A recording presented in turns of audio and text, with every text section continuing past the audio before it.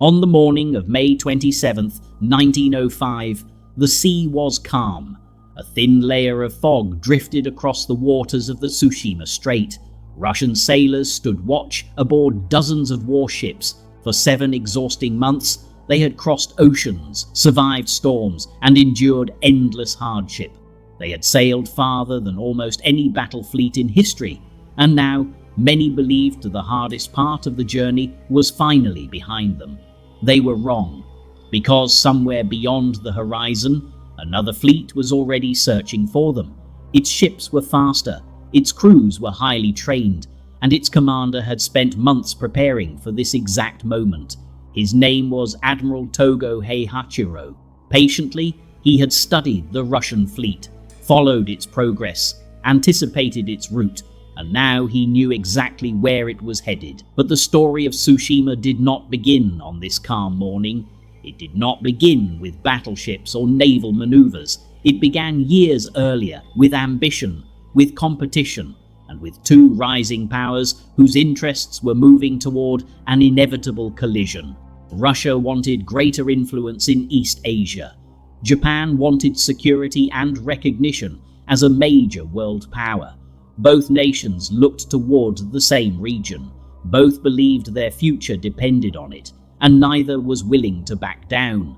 As the years passed, tensions continued to grow. Diplomatic negotiations struggled, distrust deepened. Each side viewed the other's expansion as a threat. What began as a political rivalry slowly transformed into something far more dangerous. Within a few short years, those tensions would erupt into war. A war that shocked the world. A war that challenged long-held assumptions about power and empire. A war that forced Russia to send an entire fleet halfway around the globe in one of the most ambitious naval voyages ever attempted. And a war that would ultimately reach its climax here, in the narrow waters of the Tsushima Strait, where one fleet was arriving after a journey of 18,000 miles, and another was waiting, fully prepared to destroy it. This is the story of the Battle of Tsushima. At the beginning of the 20th century, the Russian Empire seemed unstoppable. Stretching from Eastern Europe to the Pacific Ocean, it was one of the largest empires the world had ever seen. Its territory covered vast distances. Its population numbered in the millions. Its army was enormous, and many Russian leaders believed that the empire's future lay in Asia. Thousands of miles away, another nation was transforming itself at remarkable speed: Japan. Only a few decades earlier, it had remained largely isolated from the outside world. But now, the country was changing faster than anyone had imagined. Factories appeared across the landscape. Railways connected growing cities. Modern warships entered service. A new generation of military leaders emerged. Japan was no longer content to watch the great powers shape the world. It intended to become one of them. For a time, the ambitions of Russia and Japan followed different paths, but eventually those paths began to converge. Both nations focused their attention on the same region, Korea and Manchuria. These territories offered valuable resources, important trade routes, strategic ports, and political influence. Whoever dominated them would gain a powerful advantage in East Asia. As competition increased, diplomats worked to prevent a conflict. Meetings were arranged, messages were exchanged. Negotiations continued for months. Yet trust remained elusive.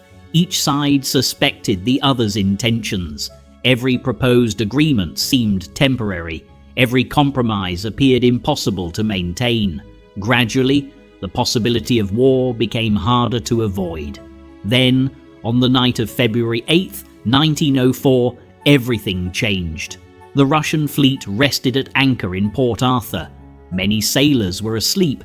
Others relaxed below deck after a routine day. The harbour appeared calm and secure.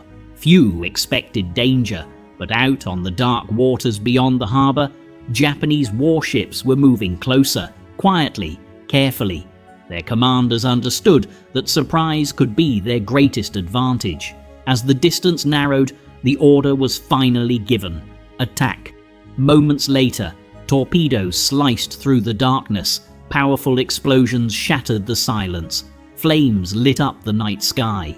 Confusion spread throughout the harbour as sailors rushed to their stations.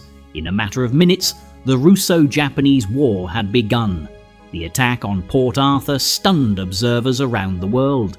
For the first time in the modern era, a rising Asian power had launched a major strike against one of Europe's great empires. It challenged assumptions, it demanded attention, and it signalled that the balance of power in the region might be changing. Yet Port Arthur was only the beginning. As armies prepared to clash across the battlefields of Manchuria, Russian leaders faced an increasingly difficult problem. They needed a way to reverse the course of the war. The solution they chose would become one of the most ambitious naval undertakings in history, a decision that would send an entire fleet halfway around the world, a decision that would ultimately lead to the waters of Tsushima. The attack on Port Arthur changed everything. What many Russian leaders had expected to be a short and decisive war was becoming something far more dangerous. Month after month, reports arriving from the Far East brought more bad news. Japanese armies continued advancing. Russian forces struggled to hold their ground. Confidence inside the empire began to weaken. The war was slipping out of control, and increasingly, it seemed that something dramatic had to be done.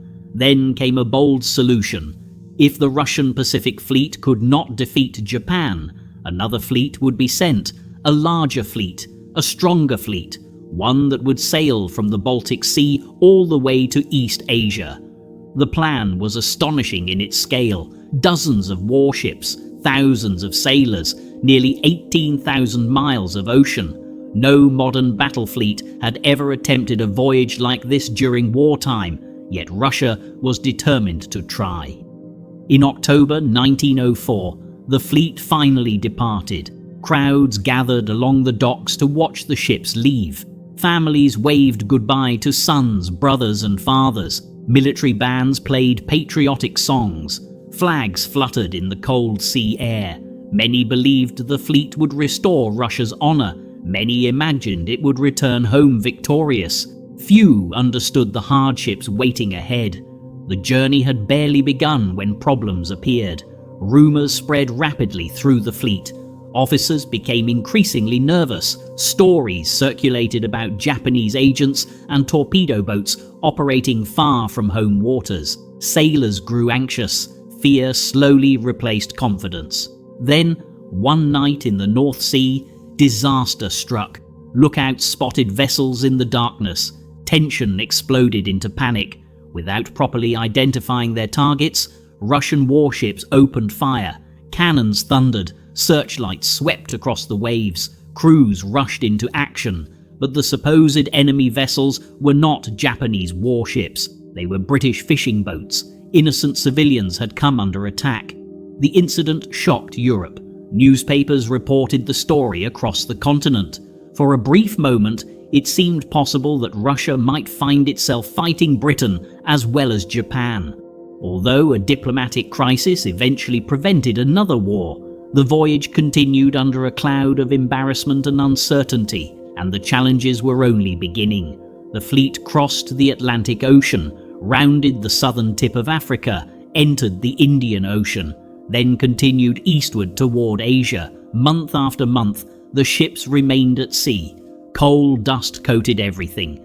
Engines constantly required maintenance. Supplies became harder to manage. The tropical heat exhausted crews accustomed to colder climates. Fatigue became part of everyday life. Every mile demanded more effort than the last. Meanwhile, Japan was watching closely. Every stop made by the fleet was reported. Every delay was recorded. Every movement was carefully monitored. Japanese intelligence followed the Russians throughout their journey with remarkable accuracy, and while the fleet struggled across the globe, Admiral Togo prepared. Day after day, Japanese sailors trained, gunnery crews practiced, officers studied charts and battle plans. The Japanese fleet waited patiently for the moment it knew would eventually arrive. After 7 exhausting months at sea, the Russian fleet finally approached Japanese waters. Its sailors were tired. Its ships showed the strain of an unprecedented voyage. Yet many still believed victory remained possible. They had come too far to imagine failure.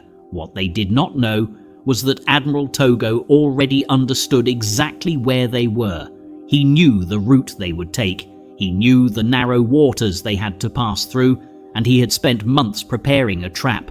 The greatest naval battle of the modern age was now only days away. After 7 months at sea, the Russian fleet had finally reached its destination. Its sailors were exhausted, its ships were worn down, and waiting somewhere beyond the horizon was Admiral Togo. The next 48